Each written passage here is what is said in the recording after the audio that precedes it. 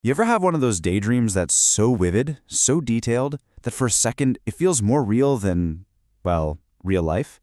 Today, we're diving into those powerful inner worlds. The universes we build inside our own minds. And we're going to get into the science of why they can feel so incredibly convincing. So let's explore this universe you've got inside. This quote from Lauren Oliver just hits the nail on the head, doesn't it? It taps into that universal feeling we all have, wondering about the other paths we could have taken, the other lives we could be living. But for some people, this isn't just a quick thought. It's a full-on immersive experience. In fact, the experience we're digging into today is often described as having a second life. It's this secret, parallel existence where the normal rules just don't apply. It's a place that can give you this profound sense of freedom that might feel kind of missing from the day-to-day grind. And here's what's really fascinating. It's the sense of authenticity you feel in this inner world. I mean, think about it. It's a mental space where you can be anyone, do anything, be loud, be silly, be unreasonable, with absolutely zero judgment. It's like a chance to gather up all the pieces of yourself that you feel like you've had to put away. A huge part of why this is so appealing is the emotional connection. And it's usually with an imagined person. This person offers a feeling of safety, of unconditional love that feels just absolute. And that feeling is so powerful, it makes this fantasy world an incredibly compelling place to go back to again and again. Okay, so all of this feels unbelievably real to the person who's experiencing it. But why? How can a simple thought, an imagined scene in your head, trigger such powerful, almost physical reactions? Well, it turns out the answer is all in your brain's chemistry. And psychology actually has a term for this, phantasmatic realities. And listen, we are not talking about simple, playful daydreams here. We're talking about mental scenarios that are so rich, so packed with emotion and sensory details that our brains literally process them as if they actually happened. This whole experience is powered by what you could call a neurobiological triad. First, you get a hit of dopamine. That's the reward chemical. It's your brain basically saying, hey, that felt amazing, let's do that again. Then comes oxytocin, the bonding hormone, which mimics that warm, fuzzy feeling of trust and safety you get from a real connection. And then the grand finale. Your brain's memory centers, the hippocampus and prefrontal cortex, they take these imagined scenes and file them away as if they're real memories, making them part of your personal history. And this creates a really powerful reinforcement loop. See, it all starts with just the expectation of feeling good. So you dive into the fantasy and boom, your brain delivers that dopamine reward.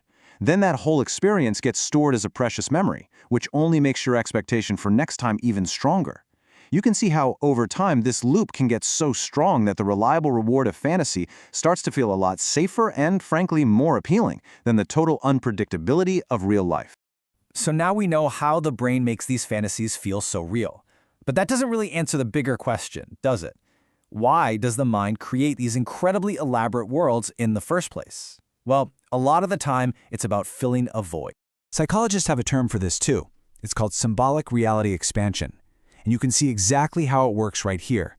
If your real life is giving you a sense of insecurity or a lack of affirmation, your fantasy world might create these incredible scenes of unwavering loyalty, of you being the center of attention, making you feel completely whole. The fantasy is never random. It's a direct, custom-built answer to our deepest unmet needs.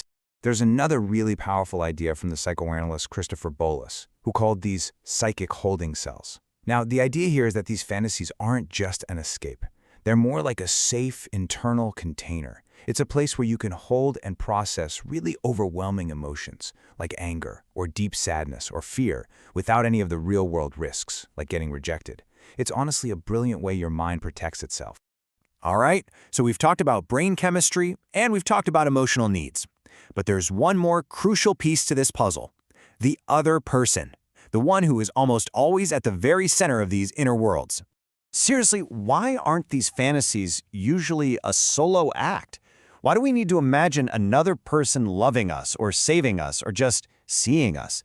The answer tells us something absolutely fundamental about how we build our own sense of who we are.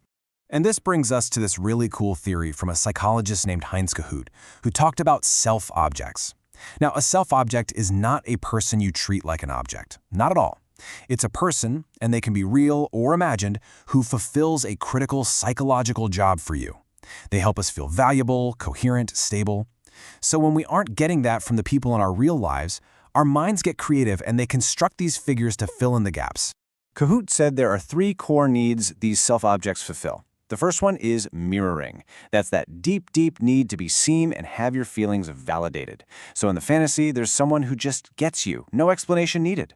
The second is idealizing. That's the need for someone strong and calm to look up to, a protective figure. And the third is twinship. That's that simple, powerful feeling of belonging, of being, 2 pieces of the same whole. This imagined person can provide all 3, patching up some really critical gaps in our sense of self. So, when you bring all of this together, the neuroscience, the emotional needs, the psychology of the self, you start to see that these intense inner worlds are incredibly complex, and what that reveals is a fundamental duality. And here is the big takeaway, right? Fantasy can be both a resource and a trap. On one hand, it's a vital resource, a safe psychological space that can literally stabilize us and show us what we truly long for. But on the other hand, it can become a trap, a substitute for real connection that actually stops us from finding fulfillment out here in the messy, unpredictable real world. And that leaves us with a final, really important question to think about. Having these inner worlds isn't a sign of weakness. If anything, it's a sign of a creative mind trying to meet its own needs. The real key is to understand what that need is. So, is your fantasy an illusion that's keeping you stuck? Or is it an inspiration, a compass that's pointing you toward what you need to find in your real life? Now, if this really resonated with you and you want to dive a little deeper, the source for this explainer is the book Loving an Illusion by Anne Skye. There's also a really supportive community called Limerence Pathfinders on the Skool platform.